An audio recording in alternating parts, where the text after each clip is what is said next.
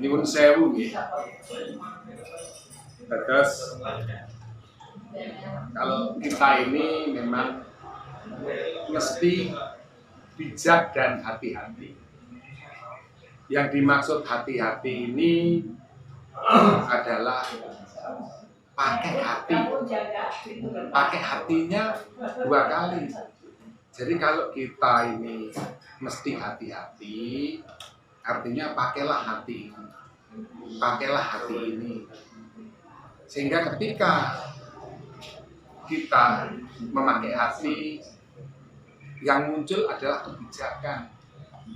Yang lahir adalah rasa sayang, menyayangi, rasa ingin memberikan yang kemudian terbaik.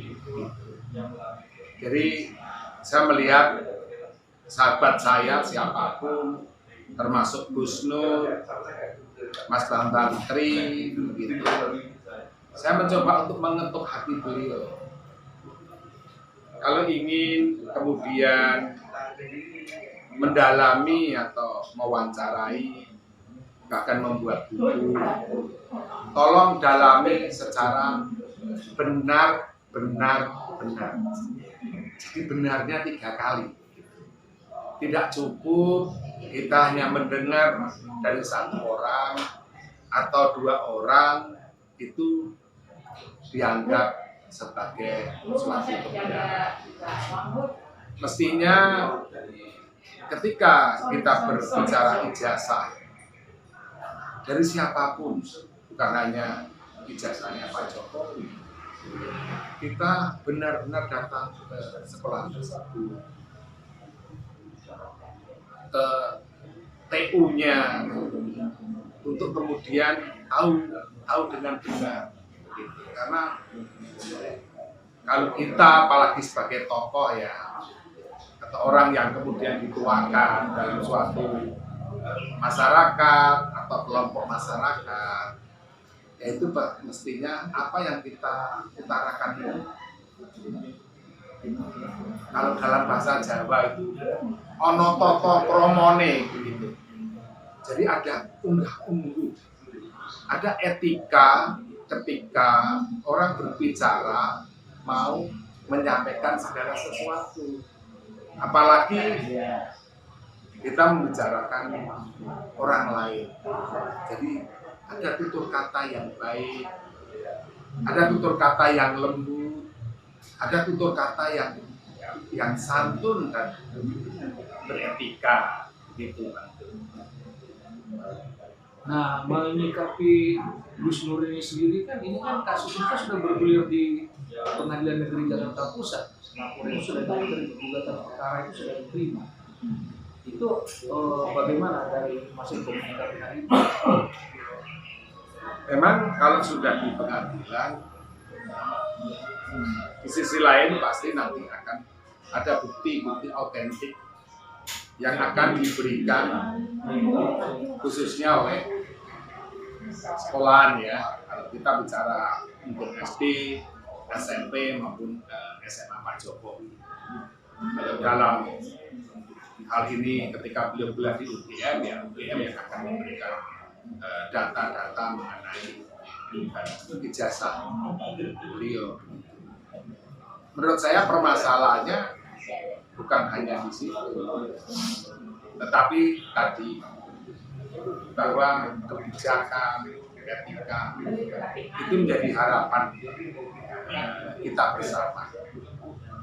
Kalau kemudian dalam hal ini Pak Jokowi dan keluarganya, saya tetap punya pendapat bahwa yang orang kebangetan itu orang bakal melakukan suatu tindakan. Jadi kalau tidak keterlaluan, itu tidak akan melakukan suatu tindakan. Jadi kami pasti akan memakai filsafat ewo pekewo. Ewo pekewo itu merasa sebenarnya tidak enak aja dengan berbagai hal yang sekarang terjadi ya, khususnya apa yang menjadi rencana Mas Bambang Tri mengenai Jokowi undercover kedua maupun apa yang kemudian sudah terjadi di prokesnya Gus Nur, kita ini sebenarnya dalam bahasa Jawa kembali ewoh oyo ing pambudi, artinya ada sesuatu hal di dalam hati kita, di dalam budi baik dan budi pekerti kita, yang ketika kita melakukan suatu tindakan itu ewoh oyo, artinya ini benar apa enggak ketika kita harus menjawab, ini benar enggak ketika kita harus kemudian membela diri, ini benar enggak ketika ini sampai kemudian ke pengadilan, begitu. Jadi tadi ini bagi kita ya, khususnya kami yang secara tidak langsung pasti dididik adat istiadat yang baik pasti. Lalu menurut Mas Eko nih, sekarang saya mau ulang lagi pertanyaan adalah yang disampaikan oleh Pak Bambang Tri itu sepengetahuan Mas Eko benar apa enggak sih? Ya tidak benar, karena beliau belum melakukan pendalaman. Beliau terlalu gerusa-gerusu berbicara di publik, bahkan membuat selain gerusa-gerusu ada istilah lain, keladuk wani kurang subur. Artinya terlalu berani di depan, tetapi tidak memperhitungkan risikonya. Jadi kalau kemudian Gus Dur atau mungkin Mas Bambang Tri sekarang ada permasalahan hukum yang dihadapi, kan kurang memperhitungkan risiko dari apa yang kemudian diucapkan, apa yang kemudian belum dipahami dengan benar dan baik. Jadi Mas Eko menjamin bahwa yang disampaikan oleh Bambang Tri ini adalah tidak benar.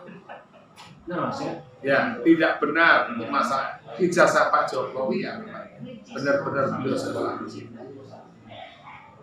Dan setahu saya keluarga besar Pak Jokowi, terutama ibunya, Ibu Yang Noto, orangnya juga sangat santun, bijak, baik. Adik-adik Pak Jokowi juga sangat menghormati kakaknya, karena Pak Jokowi paling tua sampai hari ini. Pak Jokowi selalu mengayomi keluarga. Pesan untuk Gus Nur dan Bambang Tri apa Mas Eko? Pesan saya sebagai sahabat, saya mencoba mengetuk hati beliau.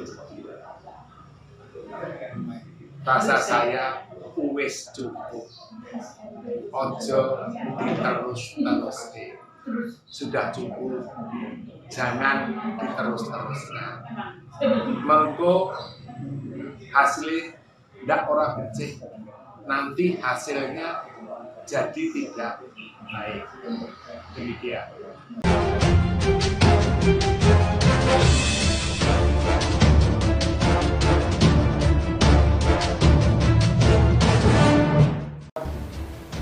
Pemirsa Wan Kawan TV One, semalam saya berkesempatan mewawancarai keluarga dan kerabat dari Presiden Republik Indonesia, yaitu Mas Eko Galgendo. Mungkin karena dijodohkan oleh Allah kami bertemu, dan kami sempat menanyakan langsung ke beliau tentang hal-hal yang saat ini lagi berjalan, yaitu perkara tentang Jokowi berijazah palsu sudah diterima oleh Pengadilan Jakarta Pusat, dan gak lama kemudian terdengar kabar bahwa sahabat kami, orang tua kami, guru kami, Gus Nur malah dipanggil Bareskrim. Nah, dalam wawancara semalam itu sempat ada terucap kata dari Mas Eko Galgendo, kerabatnya Jokowi, bahwa dia menitipkan pesan untuk Gus Nur dan Bambang Tri. Alhamdulillah kedua kali kami mencari Gus Nur di mana nih? Karena beberapa Allah ketemu ternyata dari Jakarta. Masih sumringah aja nih Gus. Pokoknya terus semangat, terus semangat. Gus itu gimana Gus setelah nonton tayangan tadi? Baik. Tolong tanggapi. Baik. Assalamualaikum warahmatullahi wabarakatuh. Alhamdulillah. Allahumma sholli ala Sayyidina Muhammad wa ala ali Sayyidina Muhammad. Salam ta'zim. Nggih. Salam ta'zim, salam hormat, salam sungkem kagem panjenenganipun Pak Eko. Nggih. Salam ta'zim nggih. Jadi gini, Pak Eko, saya sangat marah kepada Presiden Republik Indonesia itu dari sisi politiknya, bukan kepada Pak Jokowi, nggih, Pak Eko, nggih. Saya marah, bahkan sangat marah itu kepada Presiden Republik Indonesia jauh sebelum ada Bambang Tri. Jauh sebelum ada Bambang Tri. Mulai dari kampanye sampai jadi sampai detik ini. Dari segi politik. Jadi ngeten Pak Eko nggih, ngapunten. Kalau dari ranah politik, dimensi politik, Pak Presiden Republik Indonesia ini sudah talak 3 sama saya. Presiden nggih, bukan Jokowi. Beda nggih. Presiden Republik Indonesia, seandainya istri saya itu sudah saya talak 3. Jadi haram hukumnya untuk rujuk, haram hukumnya untuk kumpul kembali atau menyatukan visi misi dari dimensi politik. Dan ini hak sebagai warga negara. Tidak ada yang cocok sama sekali di dimensi politiknya Presiden Republik Indonesia. Di mata saya, Pak Eko, di mata saya yang saya lihat, yang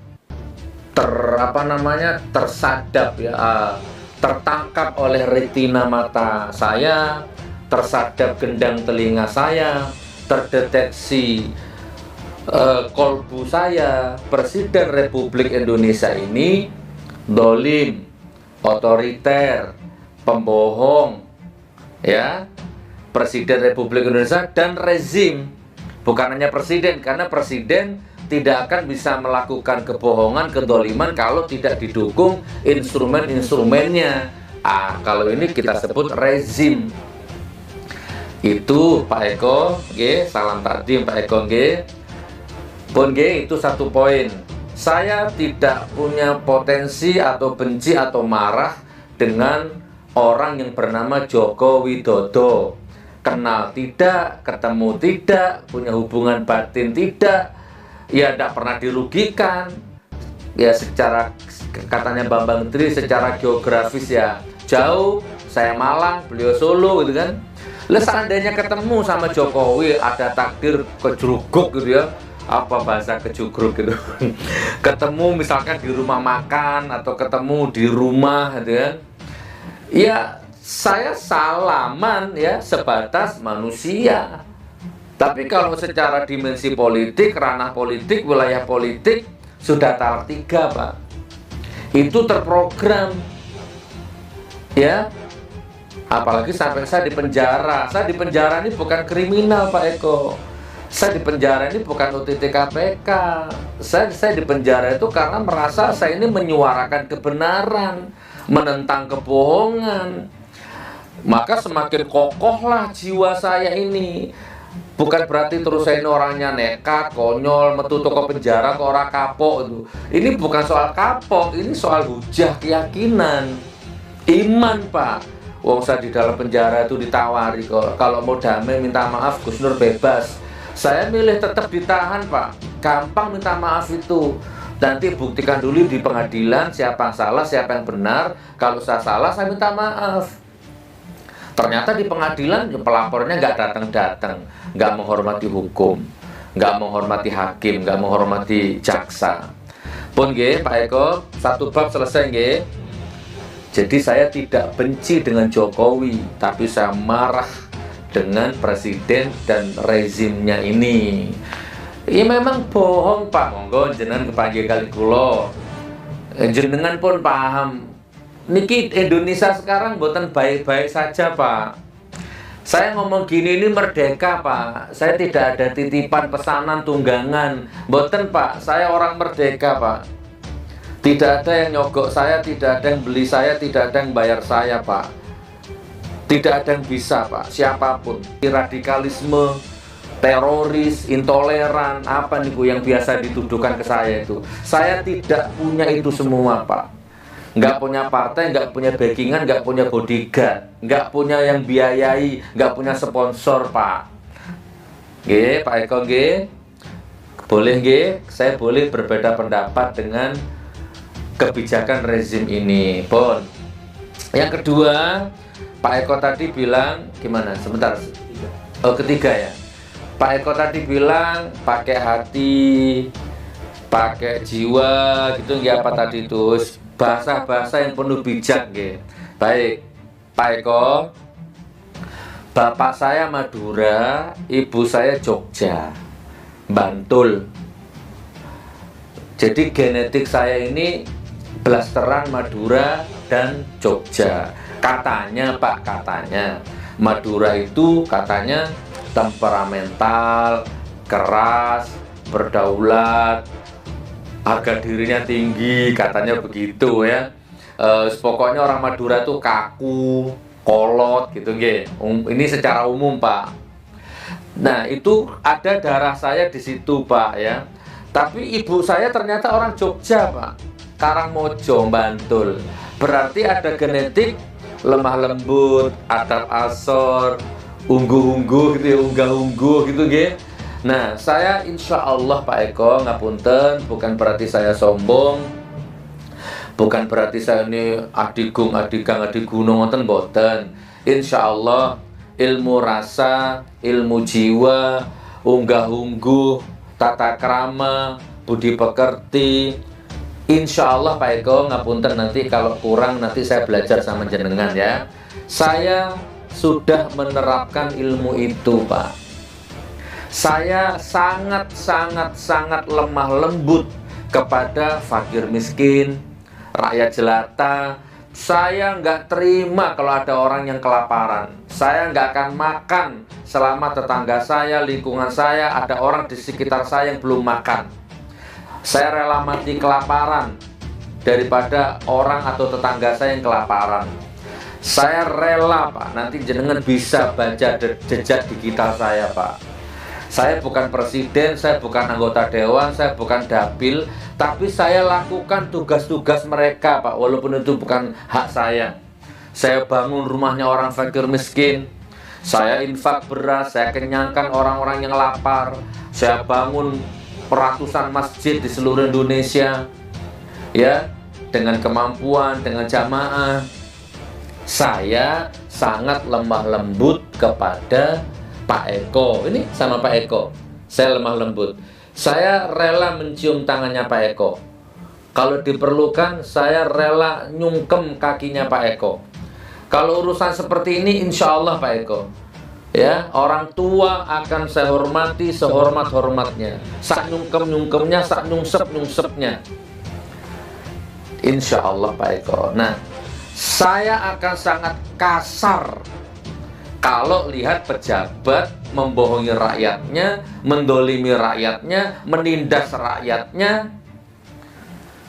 Itu baru saya kasar, dan itu nggak bisa dibendung Pak Eko, nggak bisa ditahan sudah.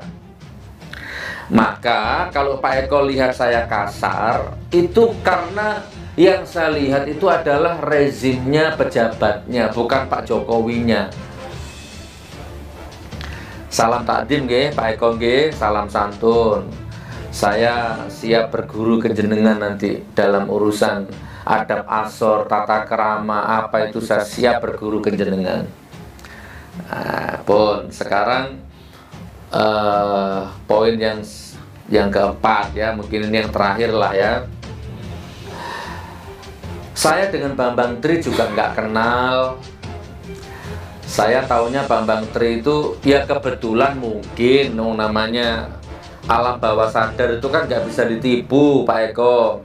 Saya ini bertahun-tahun memendam marah kepada penguasa, kepada rezim. Ya Allah, kok gini rezim ini, ya Allah.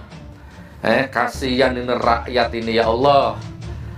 Ya, sampai bunuh diri mikir ekonomi, ya kan?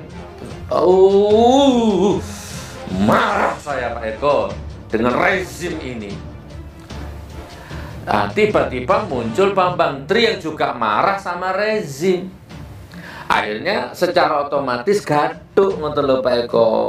Tapi bukan berarti saya ini orangnya Bambang Tri. Bukan. Gaduh secara frekuensi saja Pak Eko.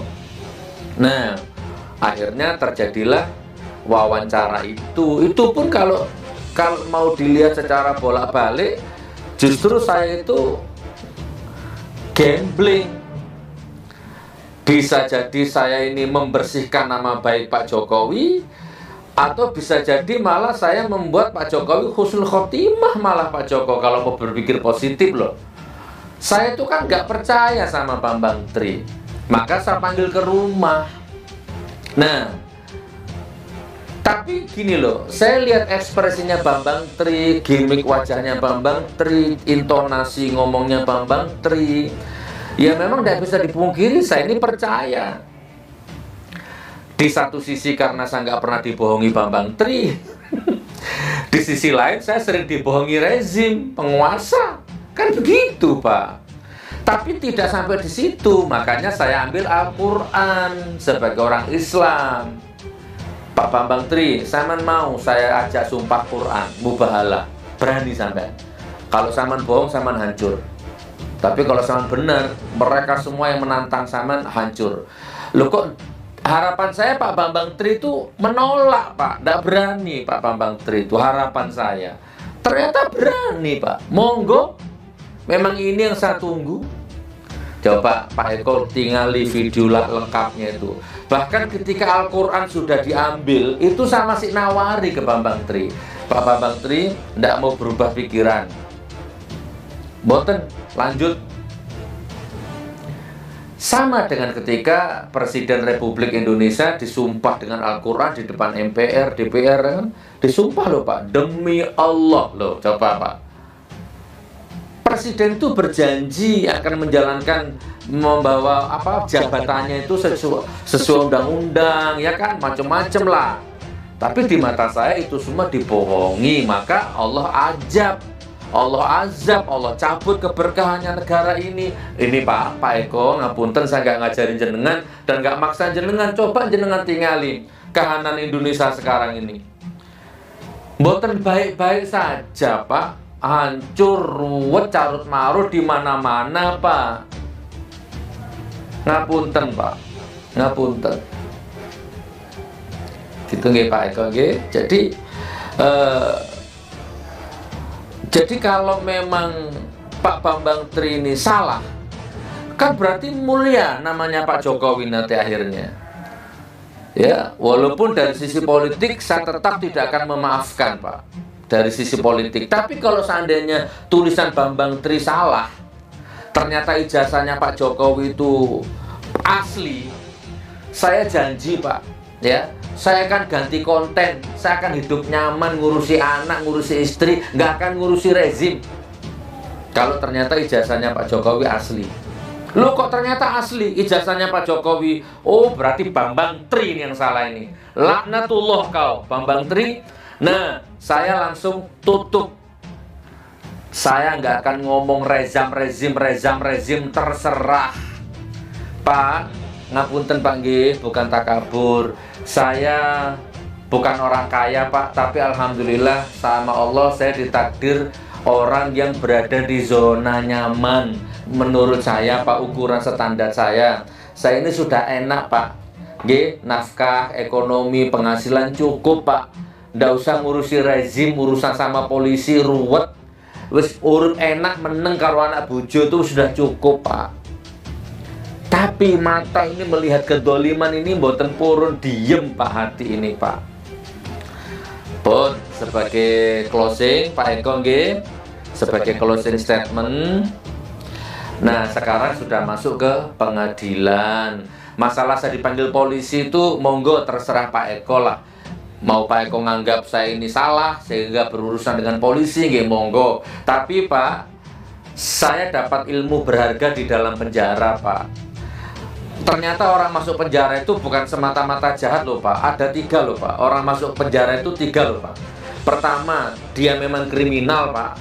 Korupsi, OTT, maling, gitu, Pak. KDRT, kan. Wah, memang kriminal, Pak. Maka masuk penjara. Ada orang yang ceroboh, Pak. Ceroboh juga bisa masuk penjara, Pak. Apa itu? Tanda tangan nggak dibaca misalnya, Pak. Ternyata itu anggaran dana gitu, ya. Dan disalahgunakan sama anak buahnya. Yang tanda tangan nggak ikut makan uangnya, Pak. Tapi karena nggak dibaca, ceroboh, Pak. Dia bisa masuk penjara. Saya ketemu orang itu, Pak, di dalam penjara. Orang yang ceroboh tanda tangan. Berarti yang kedua ceroboh. Nah, yang ketiga, Pak, ada orang masuk penjara itu karena terlalu baik, Pak. Buya Hamka itu menurut saya baik, Pak. Loh kok di penjara? Mbah Hasyim Asy'ari, pendiri NU, ya, pendiri Nahdlatul Ulama itu waliullah, orang baik, Pak. Loh kok di penjara, Pak? Disiksa juga. Ngoten nggih, Pak nggih. Saya berurusan dengan polisi, monggo. Menurut Pak Eko, apa saya kriminal? Nggih, monggo. Kalau menurut saya menyuarakan kebenaran. Ngoten. Yang terakhir Pak Eko nggih, terakhir Bang Dul ya. Ayo. Hei, teman-teman SMA 6-nya Pak Jokowi. Kalian teman-teman SMA yang satu kelas sama Pak Jokowi, keluarlah kalian. Dulu Pak Jokowi di SMA 6 itu satu kelas ada berapa orang? Kan sekarang yang keluar baru Mahmud Nurwindu itu nggih, katanya Pak Bambang Tri. Hanya 1 orang itu, dan itu disangkal bohong sama Pak Bambang Tri. Masa sih satu kelas temannya Pak Jokowi di SMA 6 cuman Pak Mahmud itu aja? Yang mana? Yang lain ayo keluar semua, bikin konten. Nanti di pengadilan maju kalian semua, bela Pak Jokowi itu. Kalau memang kalian benar-benar teman sekelasnya Pak Jokowi, ayo keluar kalian. Saya ini hanya mendambakan kebenaran dan keadilan. Saya bukan orangnya Bambang Tri. Saya tidak mihak Bambang Tri. Saya tidak mihak siapapun. Saya mihak kebenaran. Nah, yang kedua, hei, teman-teman sekampusnya Pak Jokowi yang di UGM, masa kalian sudah mati semua? Masa sih? Masih adakah kalian? Ayo keluar. Tunjukkan, aku teman kuliahnya Pak Jokowi. Ayo bikin konten, keluar kalian semua. Pak Jokowi sedang difitnah itu sama Bambang Tri itu. Pulihkan nama baiknya. Tunjukkan bahwa Anda adalah temannya sekuliah. Gitu saudaraku. Nggih, Pak Eko nggih. Ini sambutan saya, komentar saya. Salam sungkem kula dumateng panjenengan, salam takdim kula dumateng panjenengan, kula sungkem dumateng jenengan, kula takdim dumateng panjenengan. Salah lepat kula nyuwun ngapura, nyuwun ngapunten ingkang agung. Kula siap dados muridipun jenengan. Kula siap ngawula ilmu dumateng jenengan. Assalamualaikum warahmatullahi wabarakatuh.